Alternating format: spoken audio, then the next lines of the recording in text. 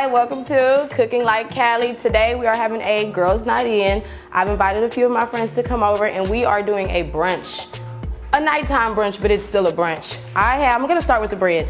I have just a fresh French loaf of bread. I couldn't find any Texas toast. It has to be a thick toast in order for the French toast to work. So I'm gonna cut the bread. Y'all know I'm not good with measurements, so we're gonna start. I don't like the end, so we'll leave that for some meatloaf or something later. I wanna say about 2 inches thick, we're gonna do our toast. Cut the bread. I have my dish already over here. I'm gonna cut the bread first, and then we're gonna do the custard. I already have my eggs. I have 8 eggs already in there, but I'll show you everything else. I didn't wanna bore you with cracking eggs. Once I get all the toast going, we're gonna start with the custard. And again, you can cut it as thick as you want, but the thicker the better.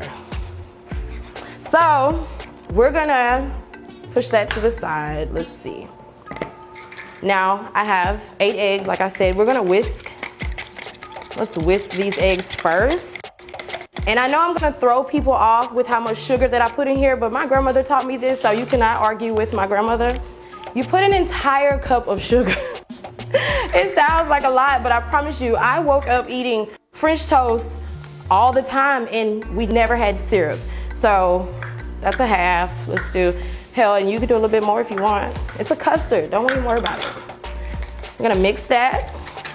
Make sure that your eggs are all the way mixed because they'll end up staying like super yellow. They'll stick to the bread and it'll just be egg. You'll have scrambled eggs. You don't want scrambled eggs, you want a custard. I have just regular whole milk here. And this I kind of eyeball, but I'll be nice. We'll start with a half a cup. And with that half a cup, we'll also add our cinnamon, our nutmeg, and real vanilla. Not vanilla flavoring, not any of those things. And I'm gonna be generous because I have really thick bread and I'm out. So perfect. Let's do cinnamon. And you can eyeball it. I mainly do it to where it just covers the top. I can tell you how much it is, but every time I cook, it might be different. This is nutmeg, of course. And it smells so good. If you do any type of like holiday meals, you can always throw like some pumpkin puree or sweet potatoes, whatever you like, you can put it in there. But you wanna get it to a consistency to where it's not eggy. You don't want just whole eggs sitting inside. And now that we have our custard batter to a decent consistency, I'm gonna make my girls some mimosas. You don't see them, but they are here and they are ready to eat, so I'm gonna hold them over with some mimosas. I like mimosas with pineapple juice. I know everybody does the orange juice, but pineapple juice, baby, let me tell you. Yeah, so this is what? This is 64, do about half. Get you a nice carafe. Do about half in there. The rest is gonna be straight Prosecco. I found a nice Prosecco. You know I'm a fool for a nice bottle, so if it's nasty, hey, we'll figure it out. Nice. Bear with me, I'm scared. Ah! We got it. All right. So, I'm an ex-bartender, so you have to pour on the sides or you're gonna get way too many bubbles. Any sparkling wine will do, any champagne will do, but just go ahead and fill it all the way up to the top. Use your entire bottle. We already have some strawberries and some blueberries. Look at that, look at that, look at that. What'd I tell you? I already have some glasses. Oh, we'll put the top on it, therefore it won't do that. That's basically your mimosa. We are all working moms, so to have a little drink on the side, it does not hurt. What we're gonna do, we're gonna add a few, maybe strawberries, blueberries, whatever they prefer. Add those to the glass. And then I'm gonna pass these off to these beautiful ladies over here on my side. And we'll be good to go. Fill each glass. I didn't make one for myself, but you know I am. Those look amazing. You're gonna get a little bubble, but it's nothing but wine. Usually when you go out on the weekends and everything, you're gonna drink a mimosa, you're gonna have fun, but we're staying in tonight. Cheers. Now, since we have those mimosas, I'm gonna tell you, we have grits. The water is already boiling. I made about 6 cups of water to boil. I'm gonna add some salt, and I have my bacon going already, so let's go. You want your bacon to crisp up, like the fat, everything. I also have my grease going, so let's see. I don't wanna burn myself because it's always good for that. Being that this water is already, oh my gosh, it's ready. Let's see. I use quick grits. You can use your stone mill grits. You can use whatever kind of grits you want, but I use quick grits. Since you can read the instructions, we have about 6 cups of water. I'm gonna add a little heavy whipping cream towards the end to make sure that they have a decent consistency with the cheese that I put in them. So about 1.5 cups of grits. Let's go. Do it over the stove. Therefore, whatever falls out, you're good. 1.5 would be 3 halves, so let's go. The water was boiling. We're gonna salt our water. Thing about grits is they cook extremely fast, so once they go in there, you grab a whisk and you get to going. Make sure they don't get sticky. Once you see that they start getting together and start sticking, that's when you can add your heavy whipping cream. And you don't have to add a lot. I only bought the heavy whipping cream for the sauce for the shrimp, but I like to add heavy whipping cream to my grits as well. Let's get some of this pink Himalayan salt. This bacon smells so good. I'm only gonna use a few pinches, nothing major because it's gonna be seasoned anyway. Not a lot. And just a little small heavy whipping cream. If you see my grits, they are boiling. I'm gonna pour it once I get these grits going. And grits are something you cannot walk away from, especially if they're quick grits. Now, if you're making some stone grits, of course, they're gonna take longer. But if you're making quick grits and you walk away from them, you might as well throw the pan away. Grits cook fast and they get sticky real fast. And you add the whipping cream real slow. That grease is screaming for chicken right now. I already have my chicken seasoned and it's soaking right now in buttermilk, but I'll also tell you what I did to it. Those grits are looking really good. So being that they're already like to a consistency that I like, that's when I'm gonna start adding cheese. Cheesy grits are my favorite. Cheesy anything. The more you watch me, the more you'll know like I'm addicted to cheese. This is the thick cut cheese. To me, it kind of shreds better. This is the regular cheese, and we have the monster cheese. I'm gonna turn these grits down all the way to low so they don't scorch. You see them jumping out the pot? Ah, don't burn yourself. Yeah, once they know that they're done, they're gonna be jumping out the pot. This is melting cheese, so you don't even have to put them until you're done. Like, it's gonna melt automatically. I'm gonna put a top on my grits for a second so that they don't kill me. And you can actually turn them off. What we're gonna add to them, we're gonna get some butter. Butter. Let's get us some butter, half a stick of butter. You could just throw it in there, it's gonna melt. Let's add some of that cheese.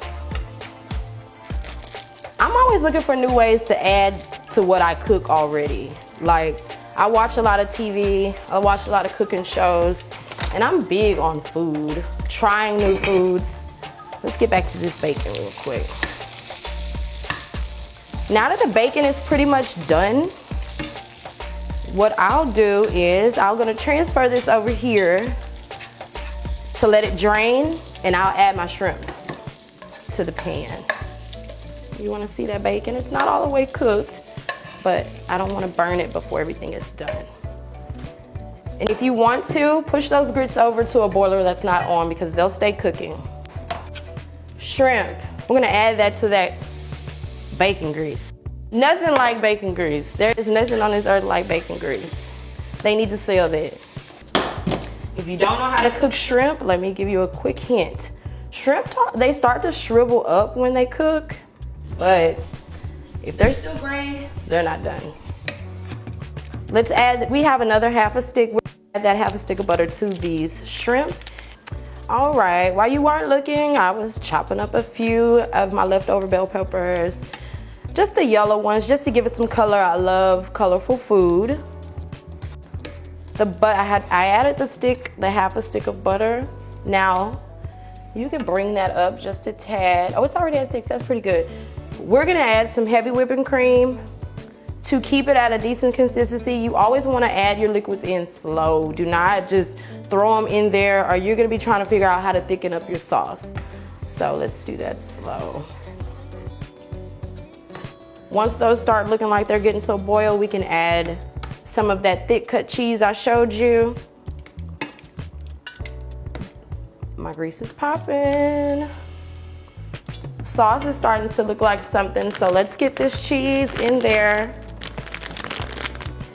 Again, it's sauce, do it a little bit at a time so that the cheese can have a chance to melt. It's at a high pace, so make sure you watch your skillet. You don't want anything to burn. Add that cheese in there and it smells so good. I cut up some green onions that I have on the side. We're almost done adding the cheese. Come a little closer so you can see the change of consistency. That is your sauce. Our grits are done. I have a really nice bowl. Went to At Home today, found a nice bowl, and we're gonna be serving up some nice grits. And if it's not to a consistency that you like, we still have a little whipping cream. Add it in slow. You don't wanna rush sauce. Sauce is one thing that you'll have to start all the way over with. Once that's done, I'm gonna put this all the way on a low, grab my grits, put them in the bowl. All right, now that we have our grits, our cheesy monster grits, we're gonna add them into our bowl. Ooh, look at that. That is like perfect consistency for grits. There's cheese in there, don't forget. I'm gonna get my spoon so that my grits can all be in there.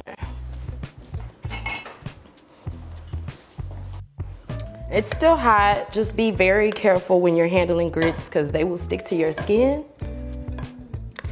and you'll be mad at yourself.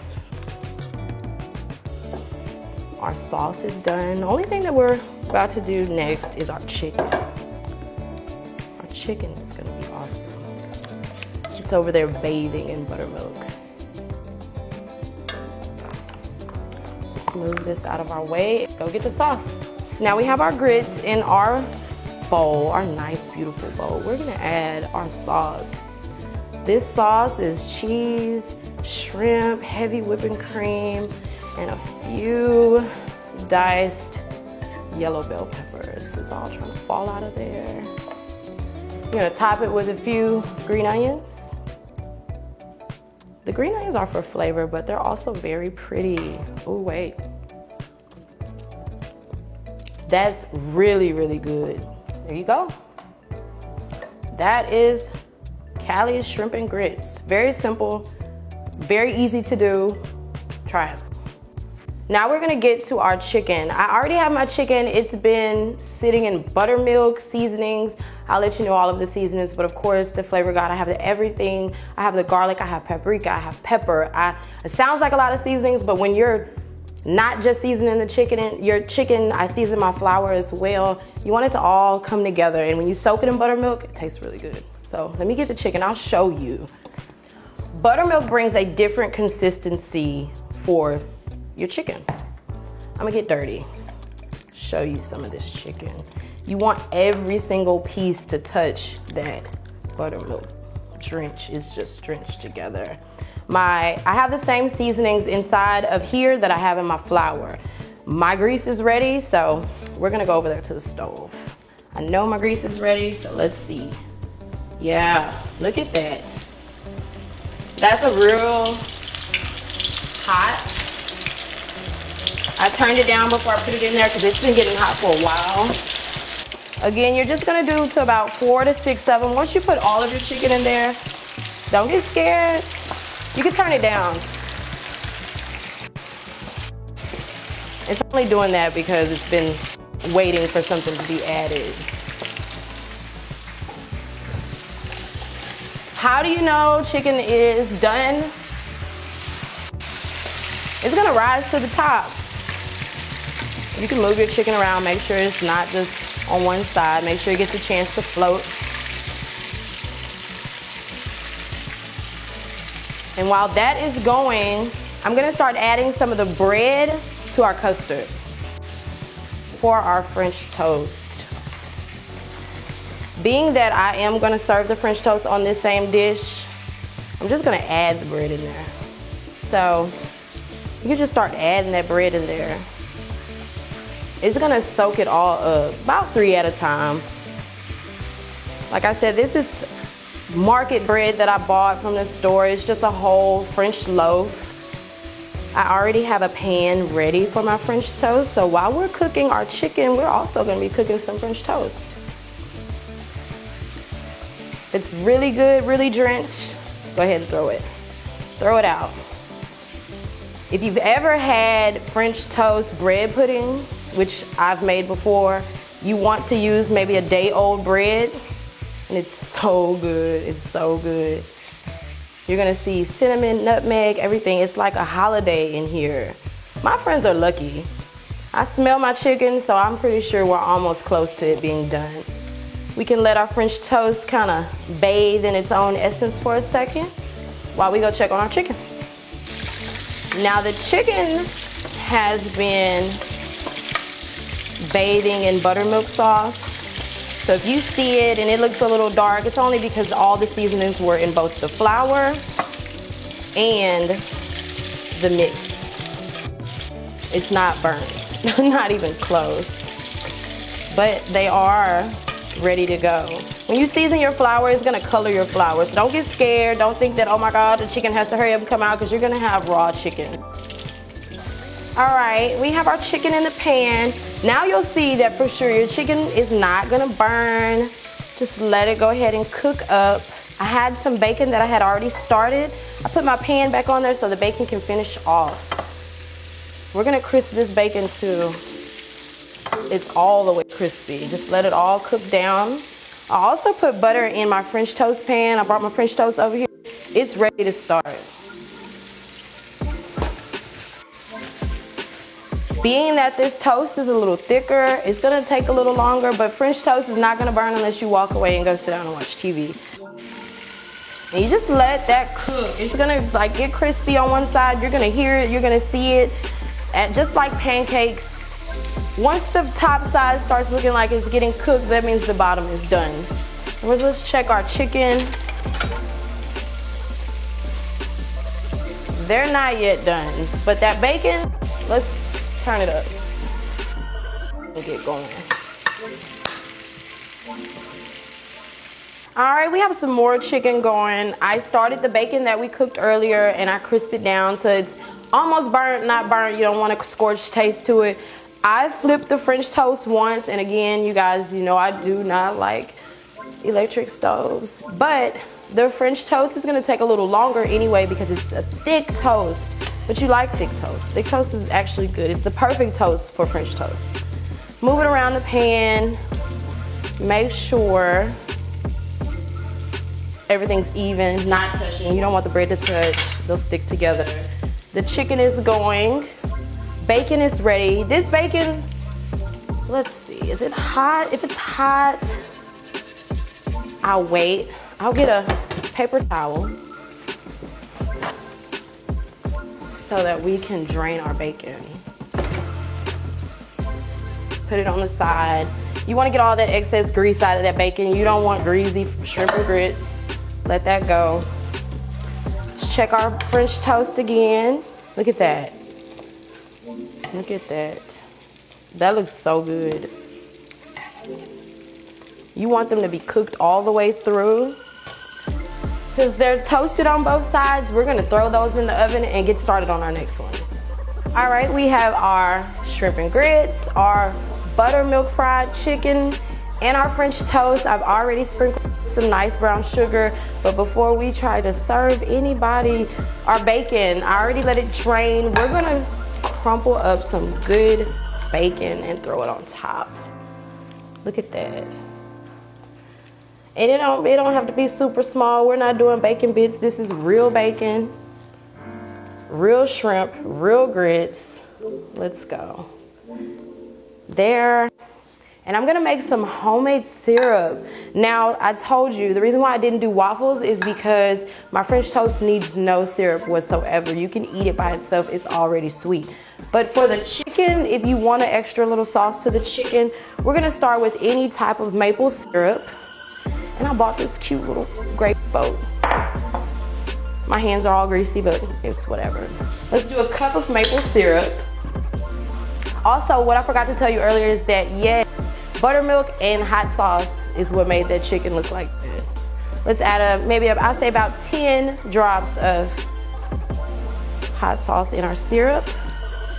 And I love chili paste. This is the garlic chili paste. I love Asian food just as much as I love cheese, so we're gonna add just a little bit. I say that's about a tablespoon. And being that I did not stir my mimosas earlier, my syrup is being stirred with my mimosa stirrer. And you just put that in the microwave for a good 20 seconds and there you have it. That's your food. I'm gonna start serving up my friends and we're gonna sit down and you're gonna be able to enjoy the food. Let's go.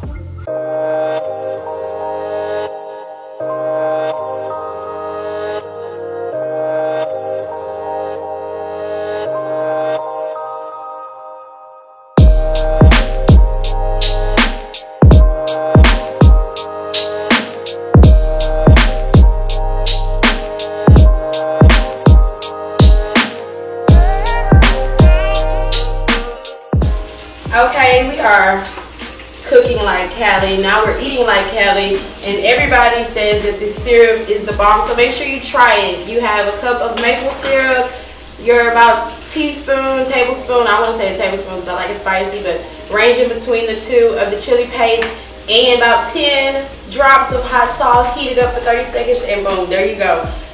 Everything good? Everybody like the food? I like the food, so I keep hitting my mic all the time. The French toast, forget it. No more Texas toast. Get you a French loaf, cut it up real thick, and let it soak. Cook it in the pan. Best French toast I've had in a long time. Again, mimosas, drink, be merry, eat, tune in. Make sure you subscribe. Cooking like Cali. Make sure you tell a friend to come eat with me every Thursday. Adios.